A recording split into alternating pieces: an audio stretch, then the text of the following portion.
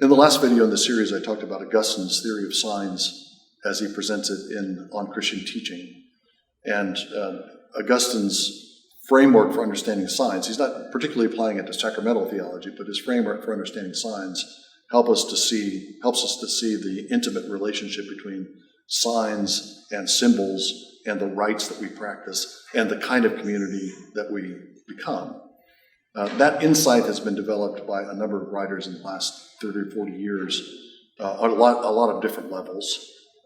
There's one strand of this is a kind of anti-Cartesian strain of contemporary theology, trying to overcome a Cartesian that is a dualism that comes from Descartes, René Descartes, the founder of modern philosophy, a dualism between the mind and matter, mind and body, between mind and matter.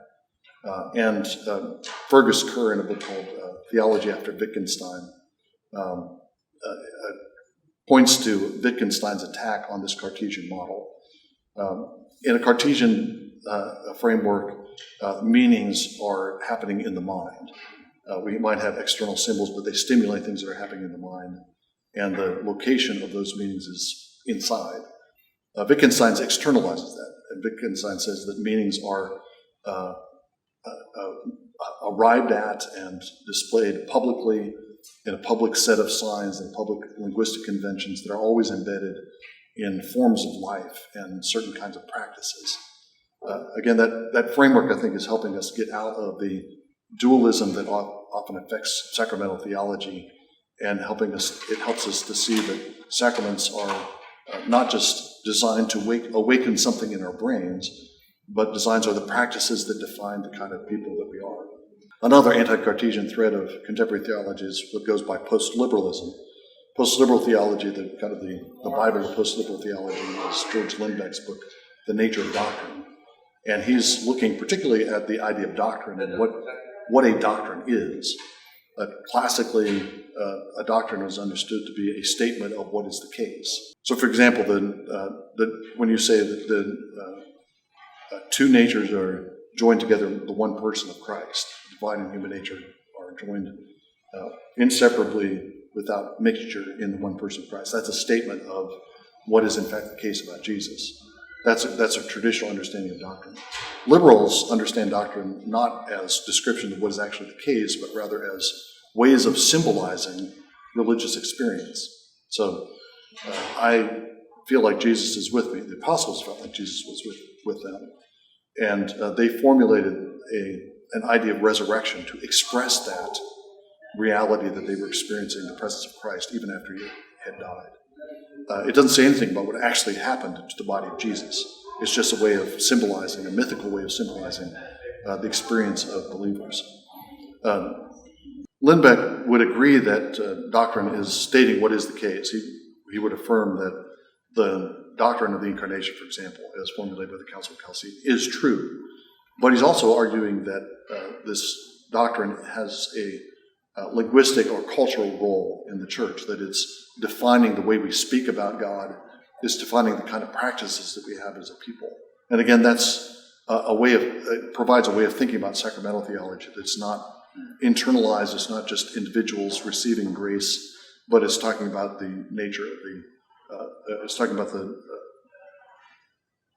but sacraments are expressing the character of the people that the church is.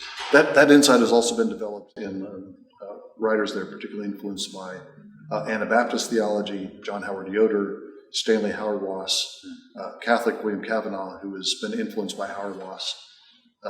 They're developing a similar kind of framework. The Anabaptist theology, Mennonite theology, is developed by John Howard Yoder, emphasizes the political character of the church. The church is a distinct polis, as I believe the New Testament says. And then in that framework, the sacraments are the rites that express our politics. Our politics is defined by baptism. That's the kind of people we are. Our politics is defined by Eucharistic participation. Our politics is defined by our gathering together as a people for worship. You can extrapolate that in all kinds of different directions. But the point is that it's a public and political, the sacraments have public and political character, not simply a spiritual or internal or individual kind of reality. Rowan Williams uses the phrase that gives a title to this particular video, and that is Sacraments of a New Society. That's the thrust of all these different writers. And I think that's essential for understanding sacramental theology, and for getting it right is to understand that corporate dimension is essential. That's language that differs from the traditional Reformed language of sacraments. We call them signs and seals of the covenant of grace. But I think it's quite compatible with the Christian.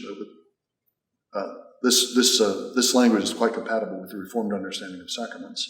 When you say that sacraments are signs and seals of the covenant of grace, surely that means they're signs and seals that mark out the people who are incorporated into this covenant of grace. So I think covenant theology provides another way of making the same kind of setting the same kind of framework for sacramental theology. This public, political, sociological framework where sacraments are signs of a new society.